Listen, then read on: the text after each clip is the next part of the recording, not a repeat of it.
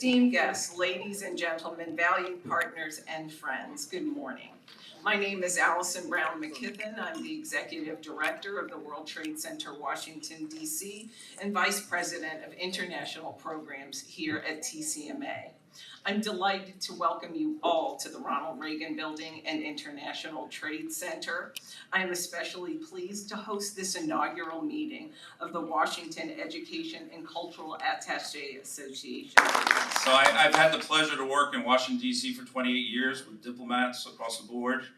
Many have served in New York. And when I ask them what's the difference between New York and Washington, D.C., they say New York, we work multilaterally. We work with a lot of other nations. And in D.C., we feel left alone. We're working unilaterally. And that's what this organization is about. It's connecting you with people from other countries. Now, it is my pleasure to introduce today's keynote speaker, the Honorable Lee Satterfield, Assistant Secretary of State for the Bureau of Educational and Cultural Affairs. Ms. Satterfield oversees a wide range of programs that promote cross-cultural exchange and build bridges of understanding between the United States and nations around the world. She also leads the State Department's global efforts to engage individuals through academic, cultural, professional, sports, and youth exchanges. Prior to joining the State Department, Ms. Satterfield was the president and COO at the Meridian International Center. I had the pleasure to work with Lee and her team while she was at Meridian, and we are indeed honored and fortunate to welcome her here today. Lee? Here in Washington, D.C. and all around the world, I applaud WECAA for convening us today so we can explore, identify, and collaborate on future educational and cultural opportunities.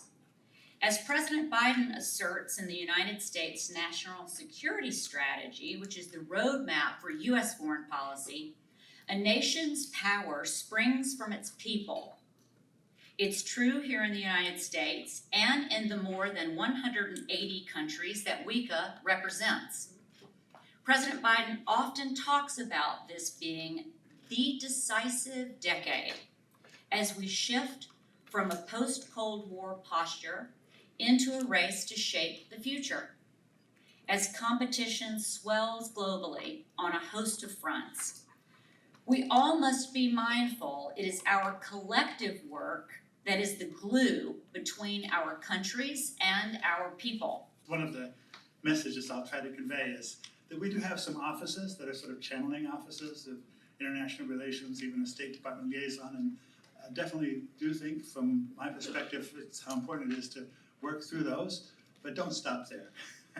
It's really very, very important if you want to be most efficient, to actually reach out and discover who are the specialists at the Smithsonian who are most actively working in your countries, and really would be very happy to have direct contact with you. Which is why when I talked to Allie about bringing together WECAA first meeting, she said, let's bring all of the groups together that interact with the embassies.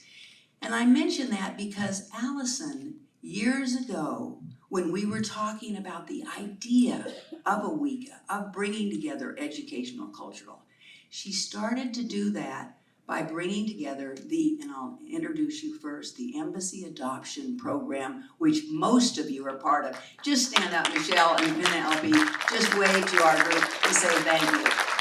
But it was at the Reagan Building that Allie brought that group and others together, and she kept saying, we've got to find a way.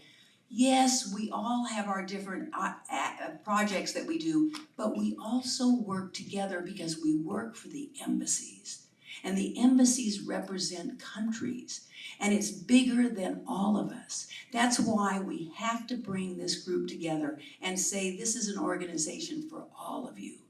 Even though it's called Educational and Cultural, we bring in press, we bring in commerce, you can all be members, and these organizations, the organizations that are here today, are also those that can be members.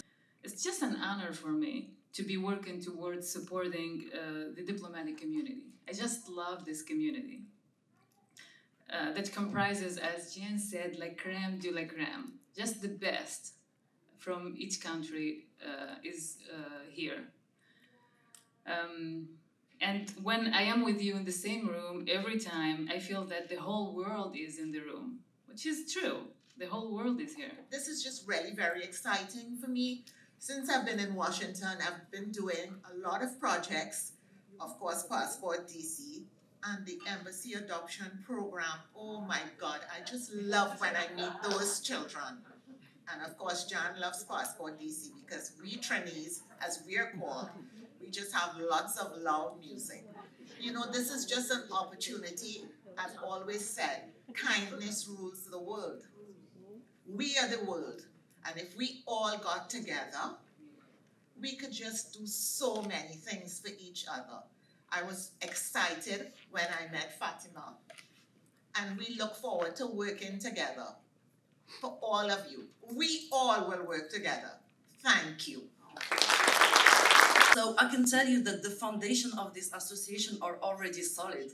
So we just need you to be as much as possible with us, and I hope we can learn from each other because we are so lucky to be here in Washington where we can all connect together and learn from each other. So thank you so much.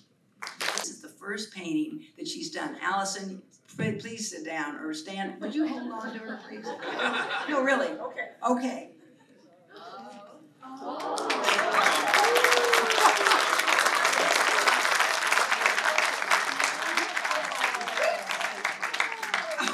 Is that beautiful? So we'll now let you play your violin as much as you want. Get over there and stand next to Allison. Is that fabulous? Say something. I'm stunned. Just what my husband needed, another version of me. That is gorgeous. Thank you so much. She's so talented. And how long has she been doing this? She will stop for 30 years till I put her back in track. Oh my goodness. Well, thank you so much.